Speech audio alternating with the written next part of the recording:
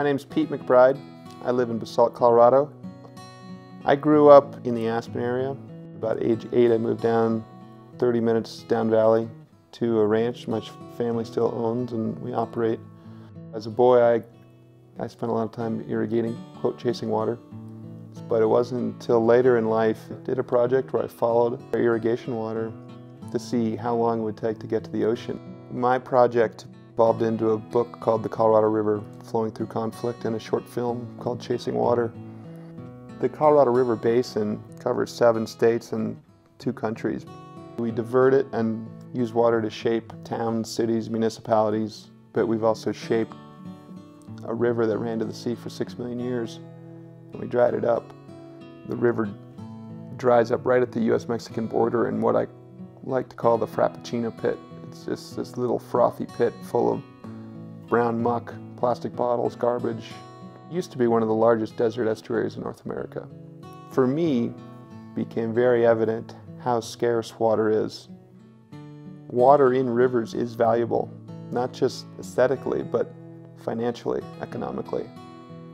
The Colorado River, in its entirety, brings in $26 billion in recreation.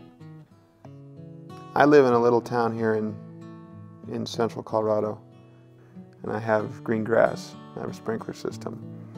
And after doing this project, it hit me like a hammer between the eyes that I'm just as much of a user as everyone else is.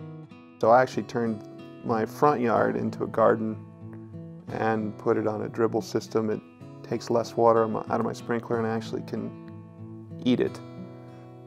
We're blessed with a remarkable resource and we need to cherish it.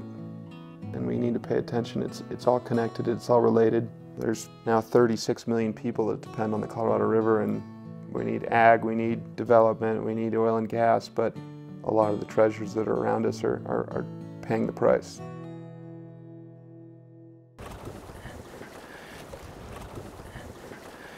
We're on the lower Upper Colorado River. We do one of the most beautiful floats in the state. It's a very special place that I've come to love and want to spend the rest of my life in. And this is my favorite time of day when you get shadows on the river. It acts like a big mirror and the hills are nice and colored. This rock beside the river it's got 290 million year old theropod tracks on it. It's kind of uncommon to find theropod tracks in the Rocky Mountains. This is a happy, healthy river down here. This is what Colorado used to look like when I moved here almost 30 years ago. To me, the Upper Colorado River is the last best place in Colorado. Once this river got its hooks in me, just didn't let go.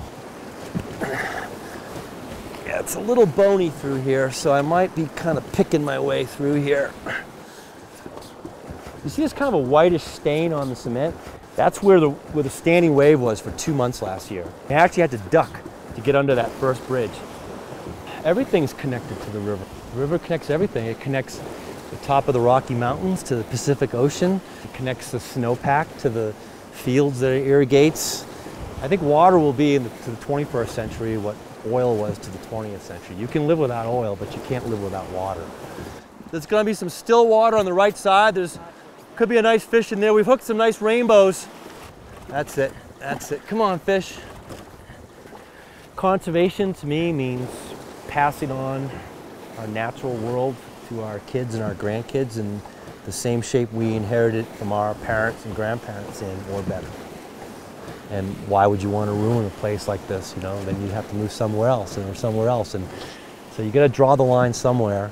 And I think the Upper Colorado River Basin is as good a place to draw the line and say enough.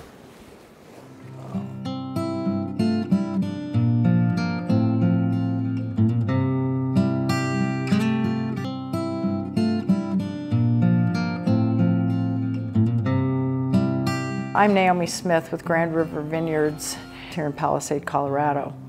My husband Steve started the winery and the vineyards. He thought that the fruit here in the Palisade area was so good that he wanted to build a winery and created the single largest grape production here in the state. For us in the wine industry, We're very, very dependent on the water from the Colorado River. We use a drip irrigation process because there's no reason to waste water. One of my very favorite things to do is to go out into the fields and actually sample the fruit and taste the different varieties. At the height of our growing, we had probably 10 different grape varietals. For me, river conservation is a no-brainer. If we want to be able to utilize it for our crops, our recreation, and just the majestic beauty of our area, we want to keep the integrity of the river and not see it compromised.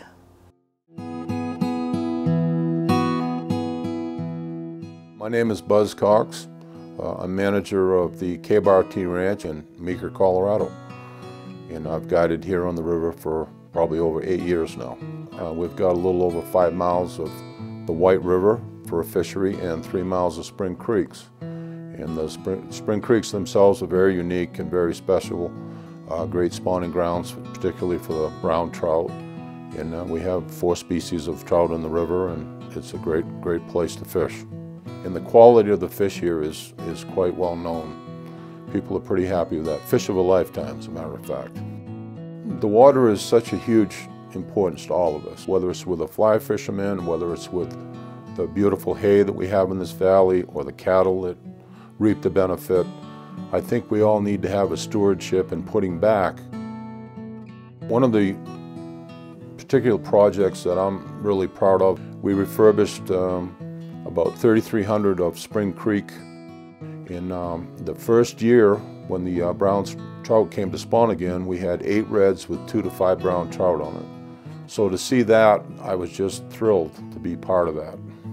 This summer in particular, we had a lot of problems because of low water flows. So you end up with algae problems, oxygen problems. But as fishermen, I think it's our stewardship, our responsibility to keep that at a minimum, which we've been able to do. We haven't had one visible fish kill this year. Well, why conservation is important to me is to be able to pass it along and to be able to share these things. That's what keeps me excited as a person, as a guide. The water makes it happen, the sound of the river. We see elk, we see deer, we see mountain lions, we see it all. When you look at the White River out here, all of the different things that it does, and it's hugely important in my mind to do all that we can to put back, do all that we can to keep this going for future generations to come.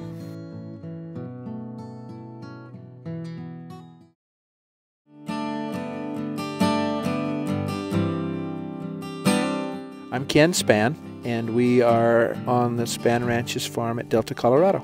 The ranch was founded by my great-grandfather and my great-grandmother right around the turn of the century. They homesteaded ground in the Jack's Cabin Valley above Gunnison. We operate 5 different properties from the headwaters of the Gunnison River all down the river from Crested Butte to Delta. I think the future of the western slope is directly tied to the future availability of water from the Colorado River.